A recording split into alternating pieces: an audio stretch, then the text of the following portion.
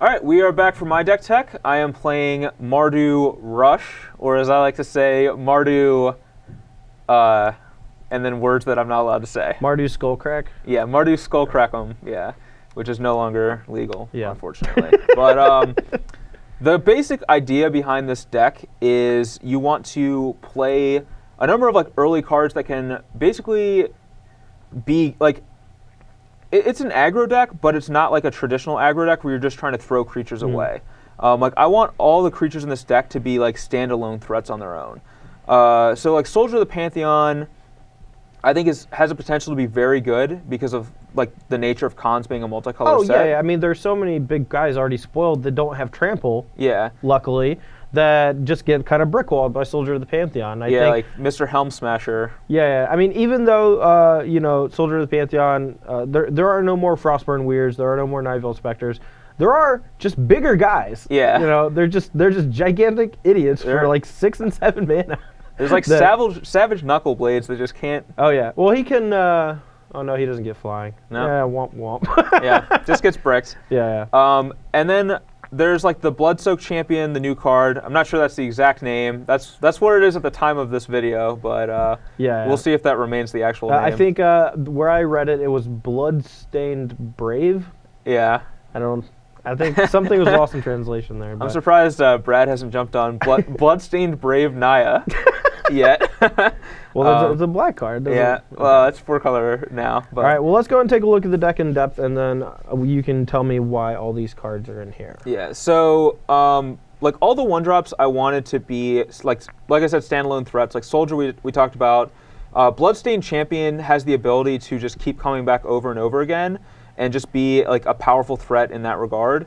You can also trigger him with himself too, which is pretty awesome. Like attack on turn 1, maybe they play a 1-drop and block. You can just play your second land and put him back into play.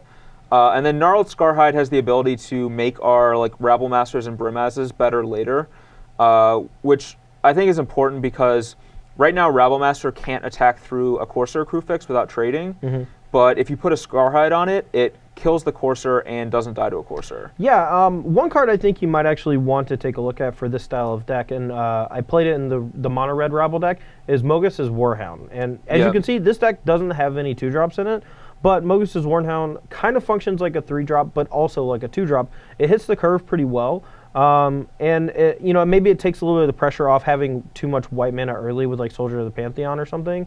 Obviously these are all like rough draft decks that we're playing with right now, and I don't know if I'm even right or wrong. I'm not trying to say that, but I do know the Mogus Warhound on Goblin Realmmaster is insane. Yeah, it's just crazy good. And Gnarled Scarhead, very similar to that, but I don't know why you wouldn't just want more of those kind of effects. Well, like I didn't want.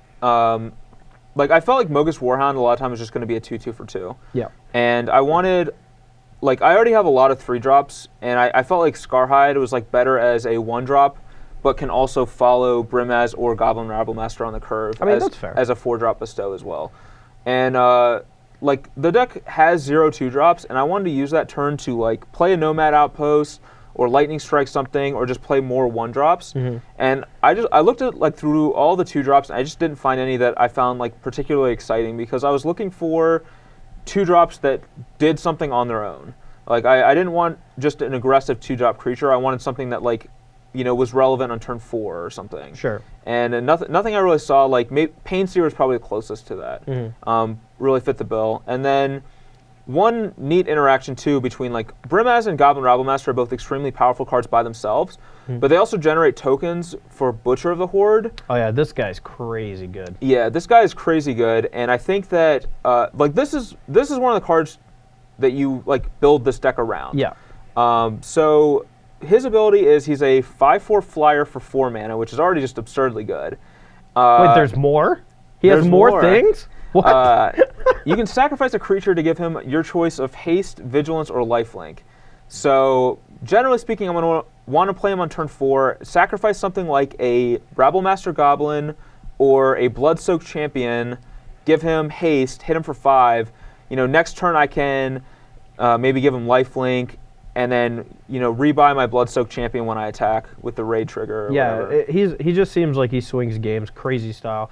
But one thing I do want to know that's kind of a cool interaction is if let's say you play Goblin Rabble Master on turn 3, you make a Goblin. Let's say your opponent has a Courser Crewfix in play, they block, your Goblin dies. Who cares? On turn 4, you cast Butcher of the Horde, move to combat, trigger the Goblin Rabble Master, get the Goblin, and before combat you can sacrifice it to the Butcher of the Horde to give it haste. Yeah, it doesn't work with Brimaz because you have to attack with Brimaz before you get the token, but Rabble Master actually triggers at the end of your main phase before you even attack. At the beginning of your combat step before you declare attackers. Before you declare attackers, yeah, my bad, yeah. But either way, you do get to sacrifice the Goblin before you choose attackers, and you can make Butcher haste that way. And then we have one Starcon as a, we have 24 lands, so we have a lot of mana sources, and I felt like we could afford a couple of 5-drops. I ended up going with just one. I thought Starcon was probably better than Stormbreath Dragon. Oh, yeah, I agree. Because the ability to kill something and clear the way for these guys is pretty sweet. And I didn't want, Zergo Helm Smasher also seemed kind of cool, but I wanted as many of my threats to be as evasive as possible to finish the game out. And then to go with that, we have 4 Lightning Strikes, 4 Stoke the Flames, and 4 Crackling Dooms. All right, now Crackling Doom. Tell me a little bit about this card because I've read it once or twice, and it seems cool. Yeah. But I mean, is it really something this kind of deck wants? It is a little hard to cast. Is Mardu Charm not better? So I don't think Mardu Charm is better because generally speaking, Crackling Doom is going to kill the same kind of creatures that Mardu Charm is. Sure. And there's a lot of 5 toughness creatures like Pelucranos and Siege Rhino and things like that Mardu Charm can't kill. We already have Stoke the Flames to kill 4 toughness creatures and Lightning Strike for 3 toughness creatures. So this is going to kill the biggest thing.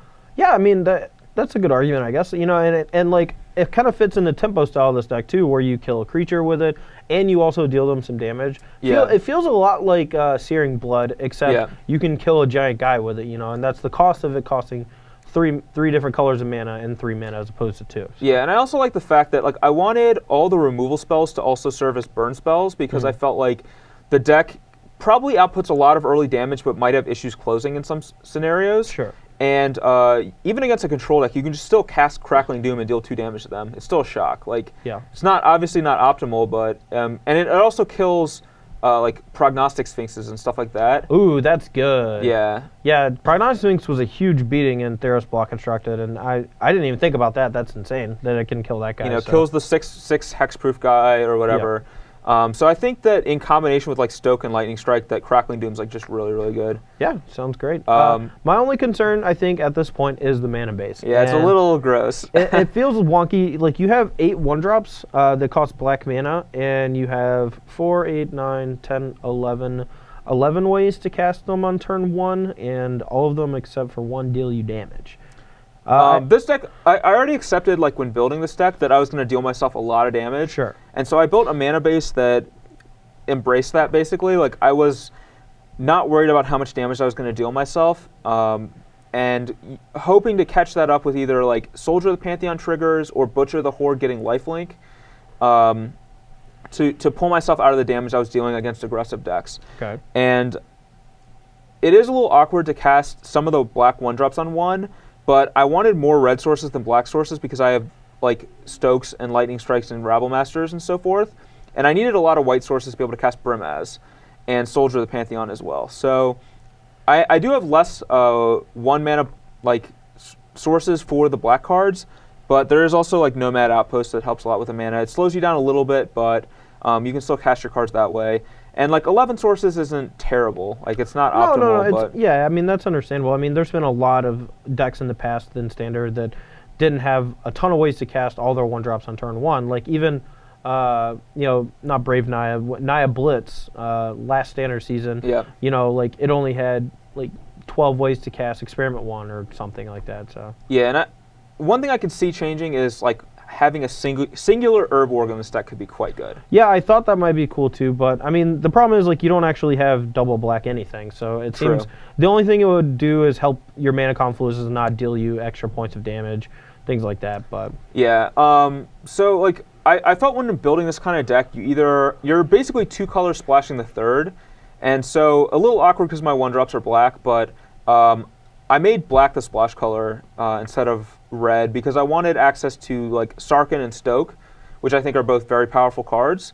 So I felt like, especially with Rabblemaster, where you can save your Goblin if they could block it with a Stoke, or you can attack with Brimaz and then Stoke for 2 mana with tapping the Brimaz and the token, and they still attack. So I ended up going with black as a splash, so the mana can probably be worked on, but overall I wanted to cast as many spells as possible and have as few lands come into play tapped as possible. And I felt like this hopefully accomplishes that in some regard. Yeah, I mean, it seems all right. The only suggestion I may have is, since even though Brimaz is double white, you don't necessarily need white mana on turn 1 that often. So I actually wouldn't mind having, that means you put a little more pressure on your Nomad Outpost to cast Brimaz, but that's fine because it's not a 1-drop. I think cutting a Plains for either a second Swamp or even a third Bloodstained Mire might be okay. Yeah. Like the fetch lands are very rarely going to run out of things to get. Like, that is a likelihood, but if that's the case, you don't actually need that mana usually anyway. Yeah, you already have the lands. But that might be like the only change I would make, just looking at it at first glance. Obviously, I would need to play with it some and get a feel for the mana. So, all right, well. That's the main deck, and we can look at the sideboard now. Yep. All right, so for the sideboard, we kind of have a lot of random effects all over the place here. No, I just want to point out that I have never seen a sideboard in Magic where 3-3-3-3-3 was the correct sideboard. Yeah, but I know for a fact that this sideboard is not correct.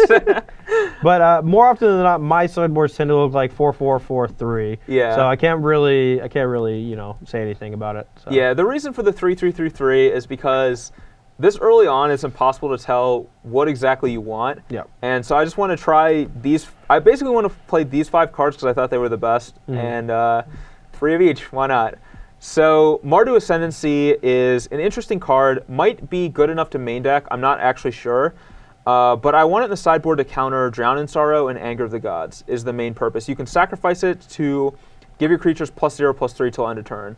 So it counters those 2 cards, but it also has the ability that whenever you attack with a non-token creature, you get a 1/1 Goblin tapped and attacking. Yeah, I mean, it seems pretty solid and kind of fits with the rest of the deck's theme. But, to me, in this deck specifically, I do like it out of the sideboard as opposed to main deck because Goblin Rabblemaster and Brimaz kind of fill that 3-drop slot. Yes. You can't really put any more, pressure on the 3-drop slot. But this card coming in to counter those 2 cards just feels perfect. So. Yeah, and any kind of like matchup where my opponent's like a slow deck and they're going to be playing like Anger or Drown or whatever, and they're maybe like more of a controlling strategy, that's where I don't mind cutting like some of my burn spells or some like removal spells that aren't going to matter as much against them, and I can bring in Mardu Ascendancy and Thoughtseize and like strip their cards or counter their Anger of the Gods, and also put a lot of pressure on them too, because the card does put a lot of pressure on. Yeah, I mean, any draw that starts with like a couple of 1-drops into Mardu Ascendancy is going to be pretty good against decks that try to play Anger of the Gods, because you attack for 6 or 7 or however much on turn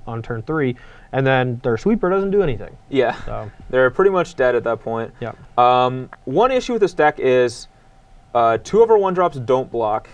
And we have a mana base that deals a lot of damage to ourselves, so I wanted Nyx Fleece Ram as just, it may seem weird in an aggressive deck like this, but against a deck like Mono Red, like, we're going to be very happy that we have Nyx Fleece Ram in our sideboard, along with Magma Spray, to like really, basically the goal against those decks is to kill as many creatures as possible, play the Ram, and then stabilize till Butcher, and then use Butcher. Butcher or Brimaz both can close the Butcher game or Brimaz, so, yeah. No, I do like the transitional ability of decks like this when they play Nyx Fleece Ram in the sideboard. Like, you can just cut some of your 1-drops, like the Non-Soldier of the Pantheon 1-drops, in matchups where you need to block, or it's not about a race. It's more about you gaining control. Yeah. And I think it fits perfectly into that strategy. I might suggest, if you're going to have a Ram sideboard plan and you plan on cutting some of the 1-drops, maybe playing Anger of the Gods yourself might actually be pretty good. If you want to transition to that more controlling strategy, a lot of decks can't really handle that card, and you can sort of take the pressure off of that card against you by just how you sideboard. Like, you can have those 8 slots to just board out. So. Yeah, and that's also like Brimaz and Butcher both survive it. So that's, and you can kind of hold on to your Goblin Rabble-masters or whatever until post Anger. Yeah. And then last is Murderous Cut, which maybe doesn't fit this deck that well, but I have just been so impressed with this card. I mean, it's great with Satyr Wayfinder. I don't get it in this deck. You only have 2 fetch lands. Yeah, but you have burn spells and creatures that are going to die. I mean, that's fair. That's fair. But like, you don't want to delve away your Blood-soaked champion. Yeah, Blood-soaked champion or whatever. But no, I love Murder's Cut. Don't get me wrong. I don't think this is really the deck you want it for. I would much rather have something. Well, I guess there's no Doomblade or Ultimate Price, so honestly, I have no idea what you would want. Maybe there's nothing. Yeah, like you can't. I don't think that you can reliably cast Downfall or Bile Blight because of the mana base, which I set up to not be black heavy. So this is like your Doomblade effect that you get, and just from playing with this card, even in decks that don't have graveyard synergies or don't have ways like normal ways to put cards in your graveyard, the graveyard still fills up very fast. And this has been a 1 mana murder for me, like a very large percentage of the time. So I had a joke for this. It was like something DMX murder. I don't know. And yeah, so I think that Murderous Cut is like this is like for like Polucrinous kind of cards, basically. Yeah, I like, mean, for the most part, where like Lightning Strike and Stoke aren't going to get. Yeah, at the very least, like Murderous Cut can just be Dark Banishing, and that's perfectly fine. You know, yeah. It even kills artifact creatures and black creatures. So. Yeah, it kills anything. Like, yeah, it's great. So no, I love this card. Magma Spray is the last one, I think, or have we said Thoughtseize? I mean, obviously, Thoughtseize is a control deck card. Yeah, and then Magma Spray is like your opponent's casting little creatures. Yeah, I mean, it's good against opposing Goblin Rabble Masters for sure. Yeah, this, like, obviously a little bit of rough on the sideboard, but my personal suggestions, if I were to play something similar to this, I would want to maybe try out a couple angers. So go with the Nyx Fleece Rams. You know, probably just load up on Magma Spray because this card has been phenomenal for me. Every red deck I've built so far has had 4 Magma Spray in the sideboard. Yeah. Like, I think it's just going to be the MVP against any sort of deck like that. But yeah, all the other cards look sweet. So. All right, well, that is the Mardu Rush deck. Yeah. And we are going to Mardu Rush into our versus video. Let's go slow. All right, we'll slow down. All right, see you guys in a sec. See ya.